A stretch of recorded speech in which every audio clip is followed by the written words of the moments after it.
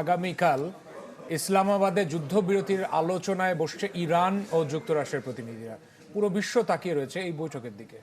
এরই মধ্যে পাকিস্তানের উদ্দেশ্যে রওনা দিয়েছেন মার্কিন ভাইস প্রেসিডেন্ট জেডি ভ্যান্স। এদিকে লেবাননে আগ্রাসন চালিয়ে যাচ্ছে ইসরায়েল।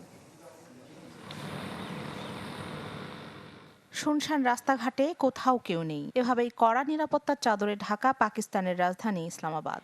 সবকিছু ঠিকঠাক থাকলে শনিবার এখানেই অনুষ্ঠিত হবে তেহরান ওয়াশিংটনের প্রতিনিধিদের উচ্চ পর্যায়ের যুদ্ধবিরতি আলোচনা।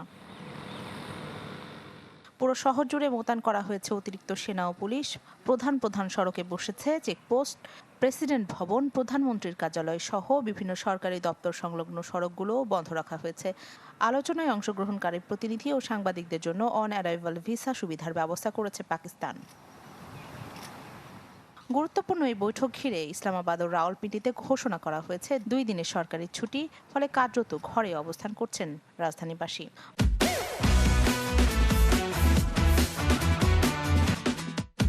বৈশ্বিক রাজনীতি ও অর্থনীতির সমীকরণ পাল্টে দেয়া ইরান যুদ্ধের মধ্যস্থতা করায় উচ্ছ্বসিত পাকিস্তানের সাধারণ জনগণ।